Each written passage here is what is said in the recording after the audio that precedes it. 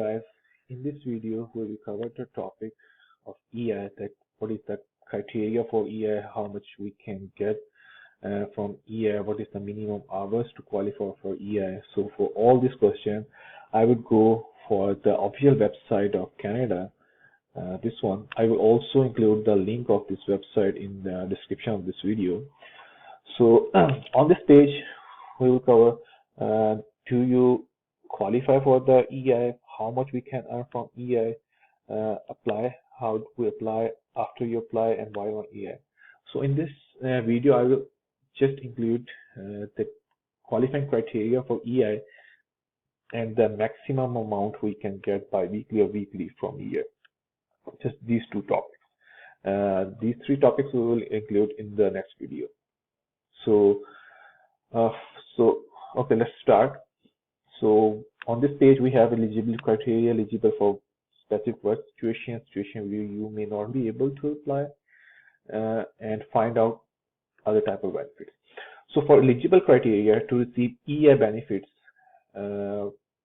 first thing is were employed in insurable employment. So make sure you were employed in an insurable employment. The second thing is lost your job through no fault of your own.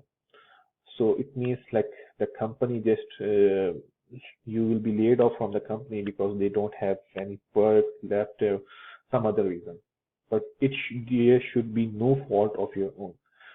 There are some other criteria, like we have the situation like flooding or wildfire, so you will be eligible for that.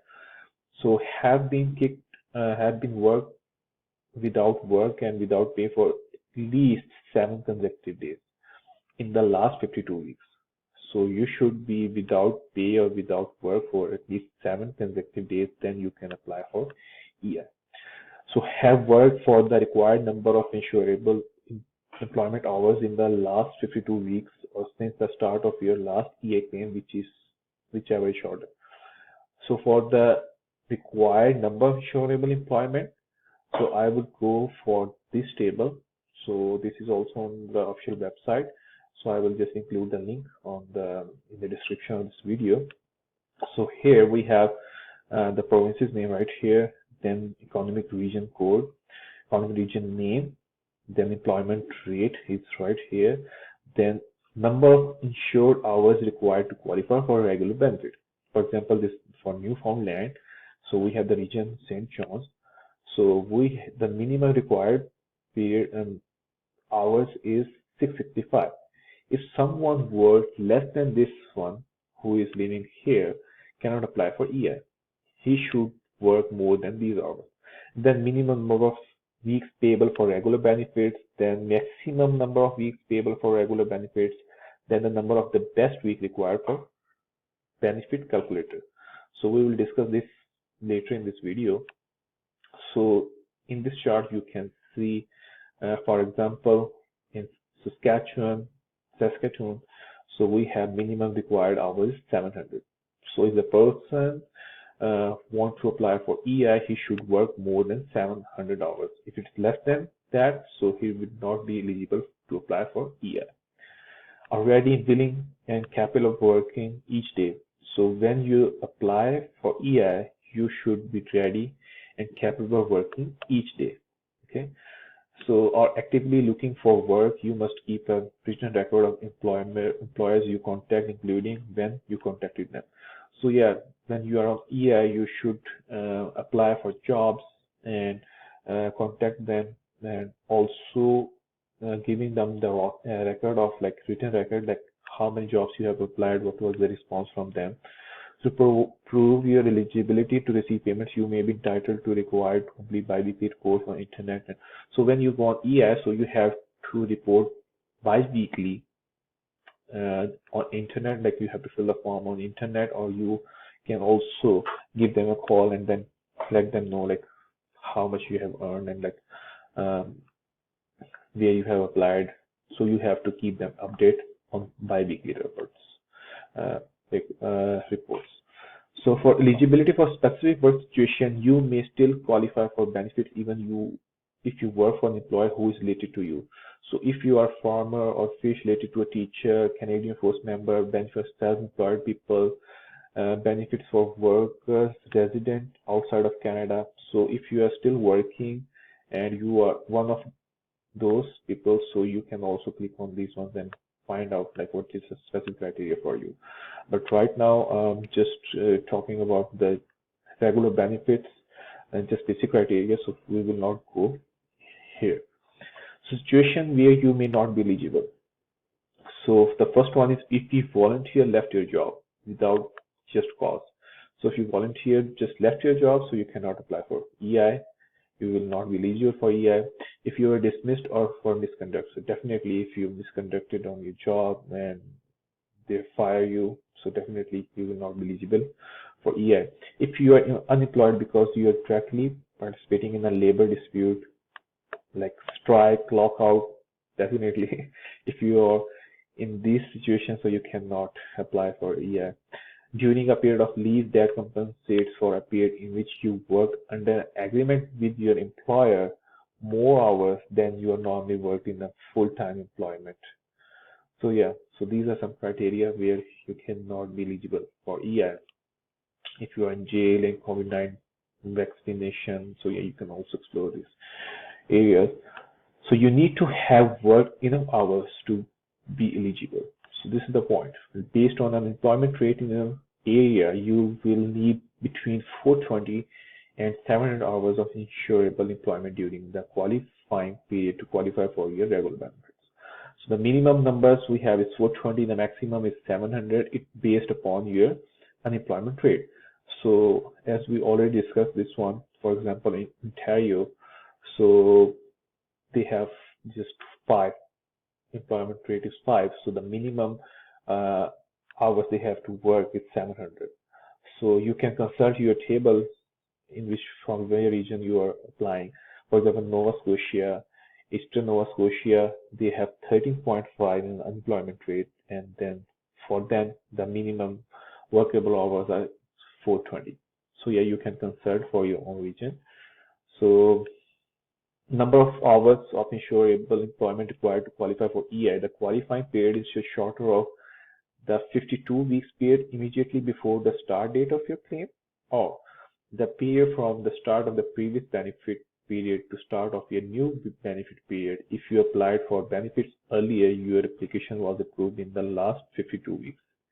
So we have exception. In some cases, the qualifying period may be extended to a maximum 104 weeks if you were not employed in an insurable or you were not receiving EI benefits.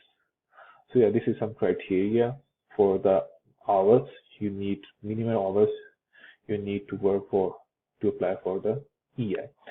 So determine how many hours you need. So for this one, the employment rate in your area, determine how many hours you need to qualify.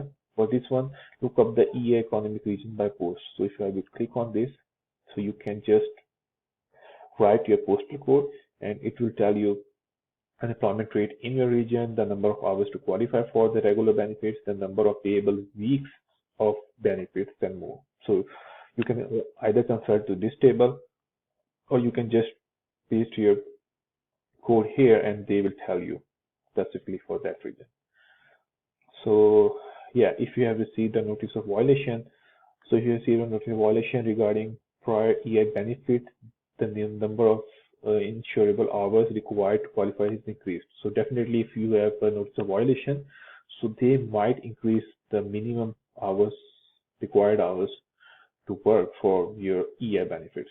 So yeah, number of insurable hours required to qualify in EI benefits, you can also explore this topic. So now we will go to the other section, how much you could receive. So to qualify, we have already seen all these things and the hours we can consult with this table. So let's go for the how much you could receive bi-weekly or weekly. So on this page, you could get up to 55% of your earnings. You can get benefits for maximum of 45 weeks. How we calculate your weekly benefit amount? Your net income is less than 25,921 or less. Tax is deducted from EI payment. Sorry. So you could get up to 55% of your earnings. We can't tell you exactly how much you will receive before we process your application. For most people, the basic rate for calculating employment insurable benefit is 55% of their average insurable weekly earnings. So 55% of the insurable weekly earnings up to a maximum amount. So as of January 1st, 2023, the maximum yearly insurable earning amount is 61,500. This means you can receive the maximum amount of 650 per week. So you can get the maximum amount of 650 per week, or we can say like 1,300 for bi-weekly. You cannot get more than this amount. So insurable earnings include most of the different type of compensation from employment, such as wages, tips, bonuses, and commission. The Canada Revenue Agency determine what type of earnings are insurable. So yeah, if you want to see what is your insurable earnings, so you can go on this website, on this link. So you can also see what is included in the insurable earnings. So you can get benefits up to maximum of 45 weeks. It means like 11 months and 1 week. So yeah, you can get EI benefits like for 14 weeks minimum to maximum of 45 weeks, depending upon the employment rate in the area. So it is already mentioned in here. For example, in Newfoundland, the employment rate is 6.5. So the minimum number of weeks payable for regular benefits is 15, and the maximum week is 38. And the number of best week required for ES benefit calculator, we will just discuss it later on in this video. So yeah, so at the time of filing your claim, the amount insurable you accumulated in the 52 weeks or since your last claim, whichever is shorter. So the seasonal worker, many people are doing like seasonal jobs, so they have just increased 5 additional weeks for them benefits week to up to a maximum of 45 weeks. So number of weeks for EI regular benefit payable by region rate of unemployment. So yeah, we can see number of hours insurable employment, and then the like unemployment rate. So we can see from here, or definitely you can consult with this table. So how we calculate your weekly benefit amount. So this is important. So let's explore this one. So we can calculate your total insurable earning for the required number of period test weeks. The weeks you have earned the most money, including insurable tips, commission based on the information you provide. So yeah, so they will include the max best weeks, like the weeks where you have earned the most. To find out that what is the minimum weeks you require, we will go for this table. For example, if somebody is living in Newfoundland, the region is like St. John, so the minimum best weeks they will calculate is 21. We'll just discuss it in the later section. We determine that divides the number of the best week that correspond to a region rate of employment. We divide your total insurable earnings of your best week by your required number of weeks. We then multiply the result by 55% to obtain the amount of your weekly benefits. In the region of Canada with the highest rate of employment, we calculate using the best week of 14 if employment rate is really high, and the region of Canada with the lowest number of employment rate, we will use that 22 weeks.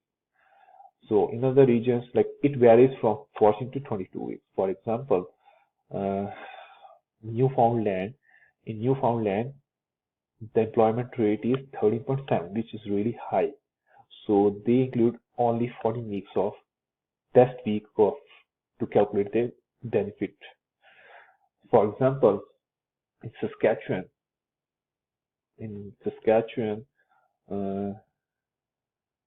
I will see. In Saskatchewan, we have the unemployment rate is 5.6. So this is relatively lower. So they will include 22 weeks. So during their calculation, they will include the best 22 weeks. we come to the calculation, the total insurable earning of the required number of best week divided by the required number of the best week. For example, in Saskatchewan, we have 22 best week. So they will include, like, they will sum up all the best earnings of the best week, 22 best week. They will add up all the amount, then divided by 22 and then multiply by 55. What they will get the number, so it will be the maximum you can get. It will be the amount you will get for 1 week. Maximum is 650. You cannot go beyond that 650.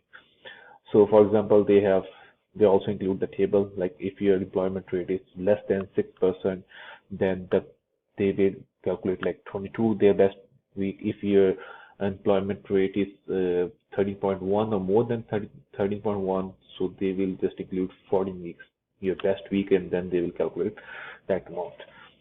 So so to find out the rate of employment in your region, based EI program characteristics, so yeah, you can go for that.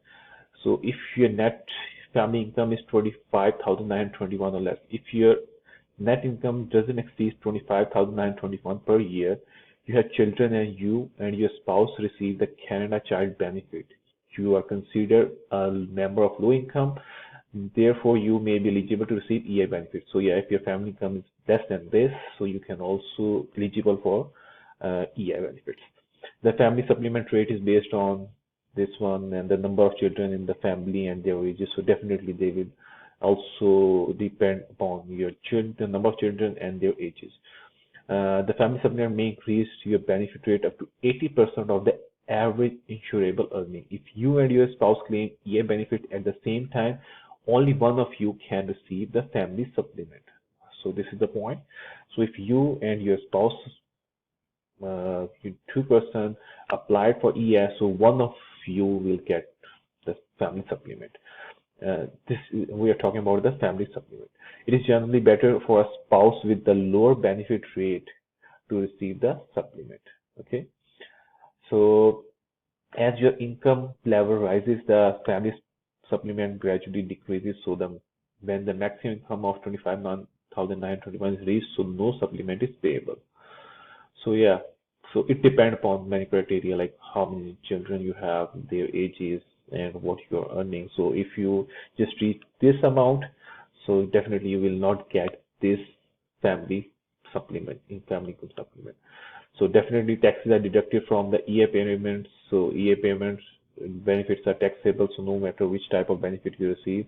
So yeah, your tax will be deducted from your EI payment, and then you will receive that payment. So yeah, this is about this video is about like covering these two topics.